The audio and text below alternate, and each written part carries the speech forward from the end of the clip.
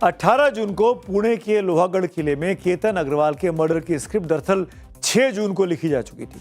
केतन, उसकी बहन, एक दोस्त और सिया की इंडोनेशिया के बाली के लिए प्री वेडिंग ट्रिप की टिकट बुक थी। यही एंट्री होती है कैब ड्राइवर वैभव जाधव की, जिसके बयान ने पुलिस की जांच को एक नई और महत्वपूर्ण दिशा दे दी है। सबसे पहले आपको सुनवाते हैं इसी कैब ड्राइवर वैभव ने आज पुलिस को क्या कुछ बताया है। मॅडम, मी त्यांना पिकअप केलं बिबेवाडीमधनं. मला बुकिंग भेटली होती निळकंठ ट्रॅव्हल्समधनं. मग त्यांनी पिकअप केल्यानंतर रिया गाडीत बसत नव्हती. त्याच्या भावानं सोहेलनं तिला दंडाला धरून गाडीमध्ये बसवलं. बसवल्यानंतर मी लगेच टाकलो आणि मला रियाच्या आई वडिलांनी म्हणले की सावकाश जावा. मी नंतर सावकाश गाडी नेली. मग ते औंधवरनं येत होतो. मग औंधला त्यांनी गाडी थांबवली आणि ते सोहेल म्हणला की मला गाणे लावायचे, भया गाणे लावून द्या. मग मी गाणे लावून दिले त्यांना. ते पुढे येऊन बसला, मागे बसला होता. नंतर मी लोड्यात गेलो. लोड्यात गेल्यानंतर ते म्हणले की तुम्ही खाली थांबा, आम्ही वरी जाऊन येतो 10-15 मिनिट. मग ते 15 मिनिट वरी गेले. नंतर 6 पॅसेंजर खाली आले, 4 पॅसेंजर गाडीमध्ये बसले. बसल्यानंतर मग मी लगेच टाकलं त्यांचं आणि तिथनं निघालो. मी फूड मॉलला गेलो. मराठी बोल रहे थे वैभव जाधव। हमने पूरी कोशिश की उनकी मराठी को ट्रांसलेट करके उस पूरे बयान को समझा पाए। दरअसल ड्राइवर वैभव जाधव के खुलासे चौंकाने वाले हैं। 6 जून को केतन और सिया को एयरपोर्ट छोड़ने वाले ड्राइवर वैभव के मुताबिक सिया बाली इंडोनेशिया नहीं जाना चाहती थी। सिया के भाई साहिल ने उसे जबरन कार में बिठाया था और पुणे से रवैत तक रास्ते भर भाई बहन के बीच तीखी बहस हुई थी। यह सब ड्राइवर ने देखा। रास्ते में गाड़ी को रोकना पड़ा। कुछ देर बाद सिया आई, कार से कुछ सामान निकाला और उसे गाड़ी के बूट यानी डिक्की में पीछे छुपा दिया। वैभव का दावा है कि जब वो सबको एयरपोर्ट छोड़कर निकला तो उसे कॉल आया कि भाई कैब में कुछ सामान छूट गया है, पासपोर्ट छूट गया है। अब पुलिस जांच में यह साफ हो गया है कि सिया ने ही केतन का पासपोर्ट छिपा दिया था ताकि उसे केतन के साथ बाली नहीं जाना पड़े और वो अपनी खौफनाक साजिश को यहीं पुणे में अंजाम दे सके। पासपोर्ट छिपाने के बाद केतन को मौत के घाट उतारने के लिए सिया के प्रेमी चेतन चौधरी ने 18 जून को 10 घंटे की ऐसी फुल प्रूफ प्लानिंग की जिससे पुलिस को चकमा दिया जा सके। जरा इस खौफनाक टाइमलाइन पर गौर करिएगा, आपको सब बात समझ में आने लगेगी। वारदात के दिन सुबह 7 बजे चेतन ने अपनी लोकेशन छिपाने के लिए अपने मोबाइल का डेटा बंद कर दिया। इसके 1 घंटे के बाद चेतन अपना मोबाइल एक दुकान पर छोड़ देता है और वहां के स्टाफ से कहा कि आने वाले सभी कॉल वो रिसीव कर ले। दोपहर 12 बजे के आसपास चेतन रास्ते भर किसी स्टाफ का मोबाइल इस्तेमाल करता है ताकि उसकी असली लोकेशन सामने ना आने पाए। दोपहर 2 बजे अपनी पहचान छिपाने के इरादे से चेतन 33-34 डिग्री सेल्सियस की गर्मी में पुणे में जब उमस बहुत पड़ती है, मोटी विंटर जैकेट पहना हुआ था जिसमें हुड था, हुडी जिसको कहते हैं, वो पहनकर लोहारगढ़ किले की चढ़ाई चढ़ रहा था। गर्मी में मोटी जैकेट पहनकर चढ़ाई चढ़ रहा था। उसने कार की जगह स्कूटर का इस्तेमाल किया ताकि टोल प्लाजा पर कोई रिकॉर्ड ना बन सके। आधे घंटे बाद लोहागढ़ किले के विंचुकाटा रिज के पास एक सुनसान चट्टान पर सिया बैठ गई। यह एक इशारा था। दावा है कि पीछे से आकर चेतन ने केतन को गहरी खाई में धक्का दे दिया है। शाम 5:40 पर करीब 10 घंटे 40 मिनट तक ऑफलाइन रहने के बाद चेतन ने दोबारा अपना मोबाइल डेटा चालू किया और लौटते समय फिर से हुडी पहन ली। सिया गोयल ने 31 मई को ही हत्या का दरअसल प्लान बनाया था, जब केतन ने उसे ट्रैकिंग के लिए लोहागढ़ किले चलने को कहा था। मौत का यह खेल 3 किश्तों में खेला गया, यानी लंबी चौड़ी प्लानिंग थी। पहली कोशिश 5 जून के लिए हुई। सिया ने 4 जून को केतन से लोहागढ़ किले जाने की जिद की, लेकिन केतन ने मना कर दिया था। दूसरी कोशिश 14 जून को हुई। सिया के कहने पर दोनों किले पहुंचे भी। सिया ने केतन को खाई में धक्का भी दिया, लेकिन किस्मत से पेड़ का सहारा मिलने से केतन उस दिन बच गया। जब केतन ने पूछा कि धक्का क्यों दिया, तो सिया ने जवाब दिया कि एक सांप दिख गया था, उससे बचाने के लिए उसने केतन को धक्का दिया। केतन ने घर आकर सबको बताया कि सिया की वजह से उसकी जान बच गई। तीसरा और आखिरी प्रहार 18 जून को हुआ।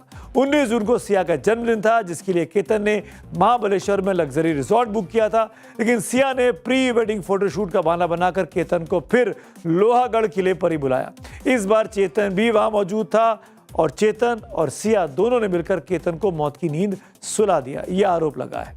केतन मर्डर केस की जांच में अब 2 चौंकाने वाले वीडियो भी सामने आए, जिन्होंने सिया और उसके प्रेमी चेतन की साजिश से पर्दा उठा दिया है। पहला वीडियो महाराष्ट्र क्रिकेट लीग का है। इस फुटेज में सिया अपने प्रेमी चेतन के साथ बेफिक्र होकर एक साथ में मैच का लुत्फ उठा रही है। हालांकि यह वीडियो किस दिन का है इसकी अभी आधिकारिक तौर पर पुष्टि होना बाकी है, लेकिन यह दिखा रहा है कि दोनों के बीच दोस्ती थी, मित्रता थी, गहरी संबंध थे।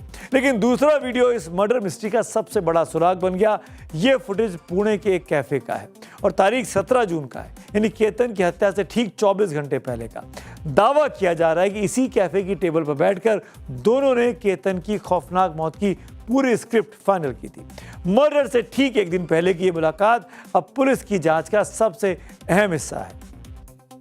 पुणे पुलिस के मुताबिक सिया गोयल और उसके प्रेमी चेतन चौधरी ने हत्या से पहले बाकायदा गूगल पर सर्च किया कि डेथ पॉइंट और जहर देकर कैसे मारें ताकि पुलिस को शक ना हो। पकड़े जाने पर पुलिस को क्या क्या जवाब देना है और कौन कौन से व्हाट्सएप मैसेज डिलीट करने हैं, ये सब इंटरनेट पर खोजा गया। लेकिन कहते हैं ना, कातिल चाहे कितना भी शातिर क्यों ना हो, अपने सुराग छोड़ ही जाता है। 10 घंटे की वो मास्टर प्लानिंग और गूगल बाबा से लिए सारे किलर टिप्स धरे के धरे रह गए। आज पुणे की अदालत ने सिया और चेतन की पुलिस कस्टडी को 3 जुलाई तक और बढ़ा दिया। हैरानी की बात यह कि दोनों अब तक की पूछताछ में एक दूसरे को मास्टरमाइंड बता रहे हैं, एक दूसरे पर इल्जाम लगा रहे हैं। पुलिस ने सिया के माता पिता से 12 घंटे और उसके भाई से 10 घंटे की कड़ी पूछताछ भी की है। फिलहाल पुलिस डिलीट किए गए व्हाट्सएप मैसेज की फॉरेंसिक जांच करा रही है। क्या इस खौफनाक साजिश में कोई और भी शामिल हो सकता है? इस सवाल का जवाब भी मिलना बाकी है। कुछ सवाल और भी हैं जो कि पैसे को लेन देन कर ले, क्या वो वजह है क्यों ये मर्डर हुआ? ये इस पर अभी भी पुलिस पुलिस की तरफ से जवाब का हम सबको इंतजार है। अब बात करते हैं आज की एक और महत्वपूर्ण स्टोरी की। अब बात उस आसमानी आग की जिसने पूरे यूरोप को डरा कर रखा है। यूरोप इन दिनों अग्निपथ बना हुआ है। गर्मी के ऐसे रिकॉर्ड टूट रहे हैं जिसकी कल्पना भी पश्चिमी देशों ने कभी नहीं की थी। जरा इन देशों की तस्वीरों पर गौर कीजिए। फ्रांस, जर्मनी और चेक रिपब्लिक। फ्रांस के पिसो शहर में पारा 44.3 डिग्री तक पहुंच गया। यहां रात का तापमान 22 डिग्री से नीचे रहा। वहीं जर्मनी के डेविडिस शहर में शनिवार को 41.5 डिग्री सेल्सियस तापमान दर्ज किया गया, जो जर्मनी के इतिहास का अब तक का सबसे गर्म दिन है। हीट वेव ने चेक रिपब्लिक को भी नहीं बख्शा है, जहां डॉक्सानी शहर में 40.6 डिग्री तापमान रिकॉर्ड किया गया। यानी गर्मी दिल्ली में लोग झेल रहे होंगे, हम लोगों को यहाँ कष्ट हो रहा है जो दिल्ली एनसीआर में रह रहे हैं। लेकिन सोचिए यूरोप के लोग जिनको बिल्कुल भी आदत नहीं है 22-23 डिग्री का ऊपर के तापमान सहने में, उनको जब 40-41 डिग्री तापमान सहना पड़े तो क्या होगा? यही हाल अब की बार यूरोप में दिखाई दे रहा है। सबसे खौफनाक मंजर फ्रांस का है, जहां ये हीट वेव अब साइलेंट किलर बन चुकी है। जी हाँ, हीट वेव की वजह से फ्रांस में मौतें हो रही हैं। पूरे फ्रांस में औसत तापमान 30 डिग्री सेल्सियस को पार कर गया है। अमेरिका की PBS न्यूज़ ने, इस एजेंसी ने AP के हवाले से एक बेहद डराने वाली रिपोर्ट दी है।